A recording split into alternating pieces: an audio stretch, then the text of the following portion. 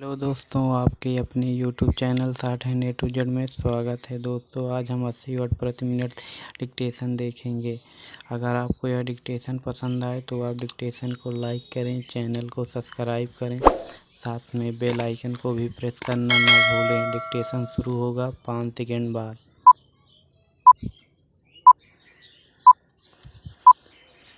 सभापति महोदय, ये शब्द मेरे नहीं हैं बल्कि राष्ट्रपिता के हैं। जो लोग आज सरकार में बैठे हुए हैं, क्या वे अपने दिल में सोचेंगे कि यह देशद्रोह शब्द बालकों को अंग्रेजी पढ़ाने के लिए राष्ट्रपिता का कहा हुआ है।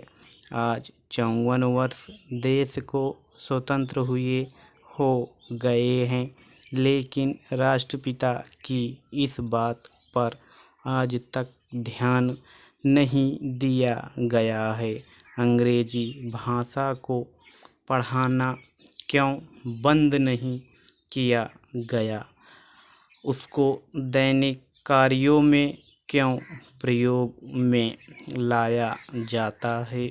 मैं इस बात को कई बार इस सदन में कह चुका हूँ और मैंने इस विधान परिषद की नियमावली में 1 वर्ष पहले एक संशोधन भी रखा था, लेकिन मेरा दुर्भाग्य है कि वह संशोधन वर्ष भर से इस सदन में प्रस्तुत नहीं हो सका। मेरी अपनी राय है कि कम से कम दैनिक कार्यों के लिए यदि सरकार अंग्रेजी भाषा पर बंधन लगा दे तो बहुत अच्छा हो और जो यह अनुशासनहीनता है वह भी समाप्त हो जाए।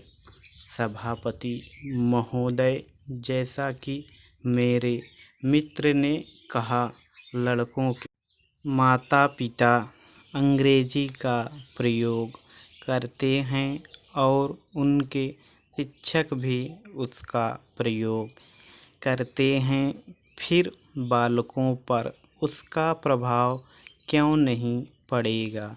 मैं उनसे सहमत हूँ कि बालकों में नकल करने की आदत होती है, जैसा वे अपने बड़ों को करते देखते हैं वैसा ही वे करते हैं। अगर हम कोई बुरा काम करेंगे तो उसका प्रभाव बालकों पर अवश्य पड़ेगा। आप देखेंगे कि जिस मनोवृत्ति के माता पिता और शिक्षक होते हैं, उसी प्रकार के बालक भी होते हैं। हम दूसरों को तो परामर्श दे देते हैं, लेकिन स्वयं उस पर अनुपालन नहीं करते।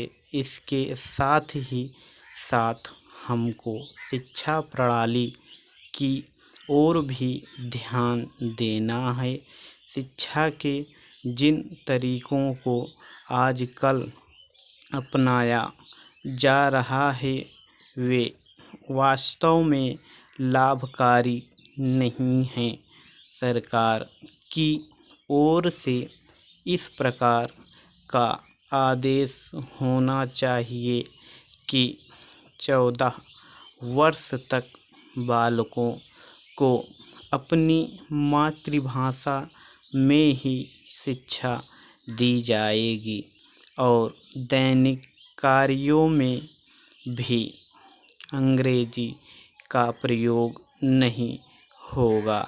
इस प्रस्ताव में अनेक महत्वपूर्ण बातों की ओर ध्यान दिलाया गया है।